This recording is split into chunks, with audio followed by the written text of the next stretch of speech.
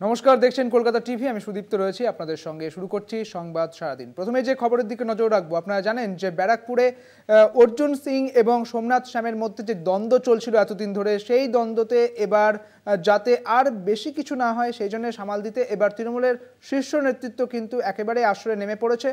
তৃণমূলের রাজ্য সভাপতি সুব্রত বক্সী তিনি একেবারে বৈঠক করেছেন অর্জুন সিং এবং সোমনাথ শ্যামের সঙ্গে। যেটা জানা যাচ্ছে, সুব্রত বক্সী তিনি বৈঠক করলেন অর্জুন সিং এবং সোমনাথ শ্যামের সঙ্গে। অর্জুন শ্যামের দ্বন্দ্ব মেটাতেই এবার আসরে তৃণমূলের শীর্ষ নেতৃত্ব। আপনারা জানেন যে তৃণমূল সুপ্রিমো তিনি মঞ্চে বলে দিয়েছিলেন একটি সভায় গিয়ে যে তাদের যেমন প্রবীণ নেতাদের চাই, নবীন নেতাদেরও চাই, এবং সব মিলিয়ে এই যে তরজা চলছিল অর্জুন সিং এবং সোমনাথ শ্যামের মধ্যে, সেই তরজা যাতে আর বেশি দূর পর্যন্ত না গড়ায় সেই জন্যে এবার আসরে নেমে পড়েছে তৃণমূল নেতৃত্ব, শীর্ষ তৃণমূল নেতৃত্ব। একটি জরুরি বৈঠক করলেন তৃণমূলের রাজ্য সভাপতি সুব্রত বক্সী। অর্জুন সিং এবং সোমনাথ শ্যামকে নিয়ে এই বৈঠক করা হয়েছে বলেই জানা যাচ্ছে।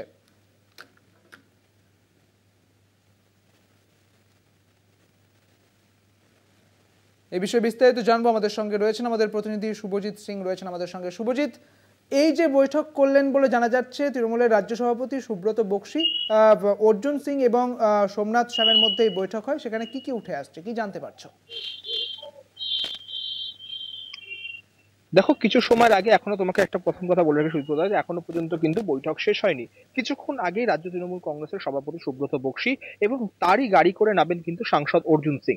সাংসদ অর্জুন সিং কল্যাণী এক্সপ্রেস এর উপরে দাঁড়িয়েছিলেন এবং সেখান থেকে সুব্রত বক্সীর গাড়িতে তিনি ওঠেন এবং দুজন মিলে একই সাথে সেই নৈহাটি পৌর প্রশাসনিক ভবনে তিনি আসেন। এবং ইতিমধ্যে তার আগে থেকেই এখানে উপস্থিত ছিলেন নৈহাটি কেন্দ্রের বিধায়ক তথা রাজ্যের মন্ত্রী পার্থ ভৌমিক, ছিলেন নৈহাটি পৌরসভার চেয়ারম্যান অশোক চট্টোপাধ্যায় সহ একাধিক তৃণমূল নেতৃত্ব।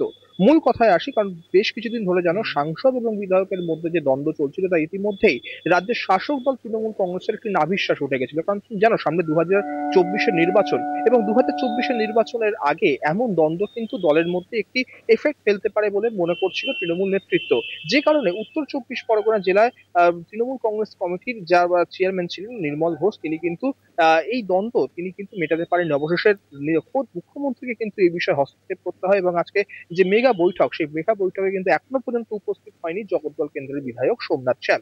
তিনি হয়তো আসবেন আর কিছুক্ষণের মধ্যে, কিন্তু ইতিমধ্যে ভিতরে বৈঠক চলছে, কথাবার্তা চলছে কি সব বিষয়গুলো নিয়ে একে অপরের প্রতি যে কাদা ছোড়াছুড়ি চলছিল ঘটনাগুলো, সেই বিষয়ে যাতে দ্রুত তার কমে আসে এবং 2024-এর আগে, নির্বাচনের আগে যাতে তৃণমূল কংগ্রেস আবার আগের পর্যায়ে ফিরে আসে, লক্ষ্য কিন্তু এখন সেই দিকেই। সুদীপ্তদা, একদমই ধন্যবাদ শুভজিৎ তোমায়। আমাদের সঙ্গে ছিলেন আমাদের প্রতিনিধি শুভজিৎ সিং। আপনারা জানেন যে এই যে দ্বন্দ্ব চলছিল অর্জুন সিং এবং সোমনাথ শ্যামের মধ্যে, তা ঘিরে কিন্তু ব্যারাকপুরে যে তৃণমূল নেতৃত্ব রয়েছে তারা ঊর্ধ্বতন কর্তৃপক্ষের কাছে গিয়েছিল এবং তারাও চেয়েছিল যে এই যে দ্বন্দ্বের মধ্যে একটা শীর্ষ নেতৃত্ব কিছু বলুক। আর এবার তৃণমূলের শীর্ষ নেতৃত্ব আসলে নেমে পড়েছে এই অর্জুন আর এই সোমনাথের যে দ্বন্দ্ব, সেই দ্বন্দ্ব মেটাতে। এবার